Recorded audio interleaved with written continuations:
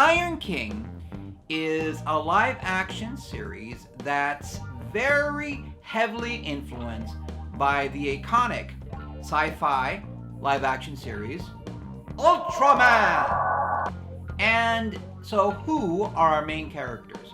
Well, we have Gentaro Shizuka, who is a very powerful and skilled super spy with a black cowboy hat, which is razor sharp and can cut through things.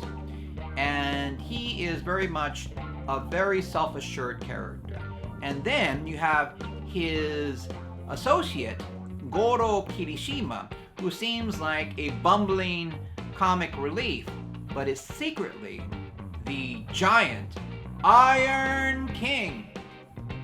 And his transformation phrase is Iron Shock.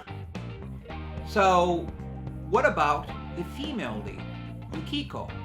Well, let's talk about Yukiko for a second. Yukiko, at first she dresses like a stereotypical Native American maiden, but thankfully she transitions into more modern wear and has a great twist to her, which I'm not going to spoil, but suffice to say, when I saw this, I went, whoa, I didn't see this coming. So that was pretty cool.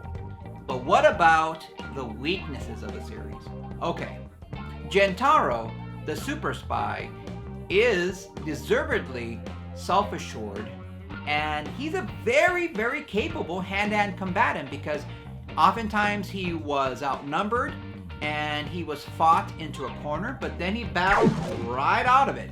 And he was clearly a much better combatant than those forces that was thrown against him. So I'll give him that. And also the guy using his signature weapon, which is the iron belt, which is kind of like a tube which could transform into a sword and into a whip and into a grappling hook.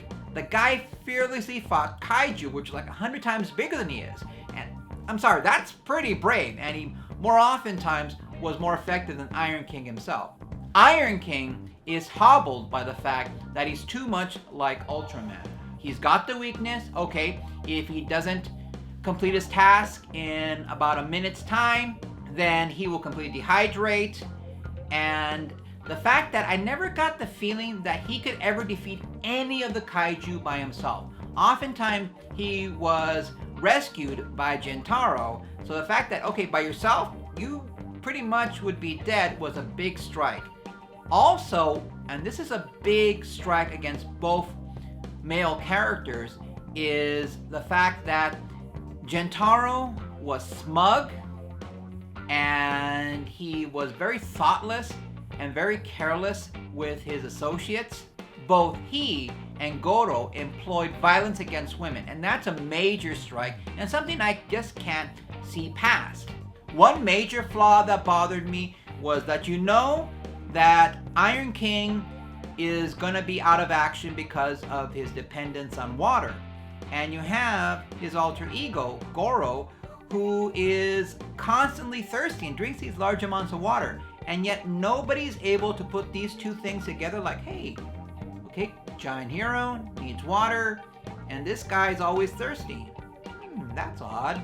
So that worked against it. So because of the violence against women, the unlikability of the main super spy, I'm going to give this a C-.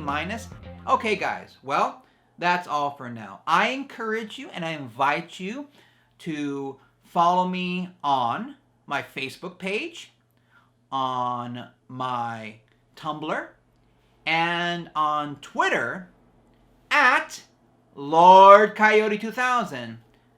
I also would like to invite you to subscribe and to check out another of my videos. You are truly spectacular people, and I'm so glad you watched. Take care now.